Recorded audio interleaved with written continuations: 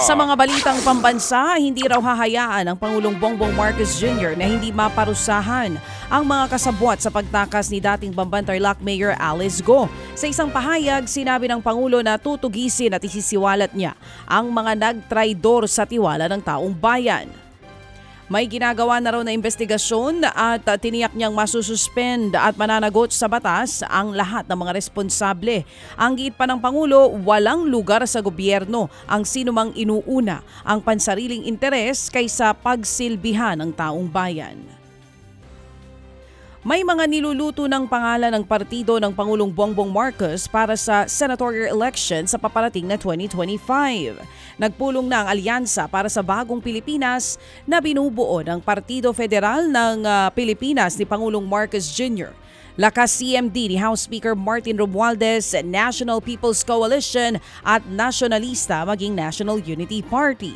Kabilang sa mga pinalutang na pangalan sa kanilang senatorial slate, si dating Senate President Tito Soto, Las Piñas Representative Camille Villar, re-electionist na sina Senator Pia Cayetano, Amy Marcos, at si Bong Revilla, maging si DILG Secretary Benhur Abalos.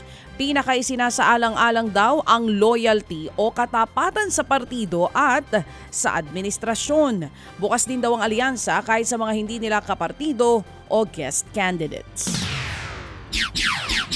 Dapat na raw sumailalim sa reforma ang PhilHealth para mapaganda ang serbisyo at mabayaran ng tama ang mga ospital. Sa panayam po ng programang ito, sinabi ni dating Finance Undersecretary Shelo Magno na kailangang bumuo ng independent committee para mapag-aralan ang benefit package ng PhilHealth.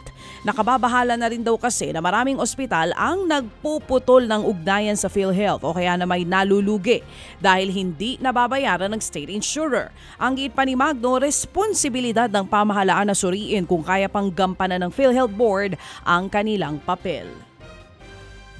Kung yung management ay hindi kayang gawin yung trabaho nila, baka po panahon na para pag-aralan kung para makahanap tayo ng management ng PhilHealth na mas magiging effective para siguraduhin na nagagawa nila yung mandato nila para sa mga mamamayang Pilipino. Yan po ang tinig ni UP School of Economics Professor Shelo Magno. Samantala, pumayag na nga ang Pilipinas sa hiling ng Amerika na pansamantalang patuloyin ang ilang Afghan nationals habang pinoproseso pa ang kanilang special immigration visa papuntang Estados Unidos. Sa ilalim ng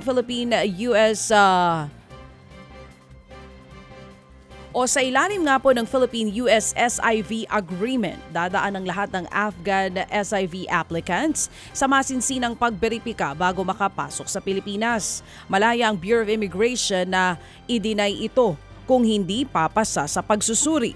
Ayon naman sa DFA, hanggang 59 days lamang maaaring manatili sa bansa ang kada aplikante.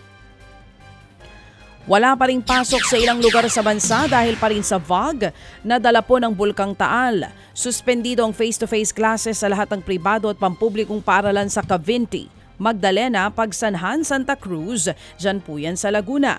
Ganon din sa ilang lugar sa Rizal. Walang face-to-face classes sa Halahala, Pililia at sa Taytay. Ted Filon at DJ Chacha ngayon nasa Radyo 5 92.3 News FM Monday to Friday 6 to 10 a.m.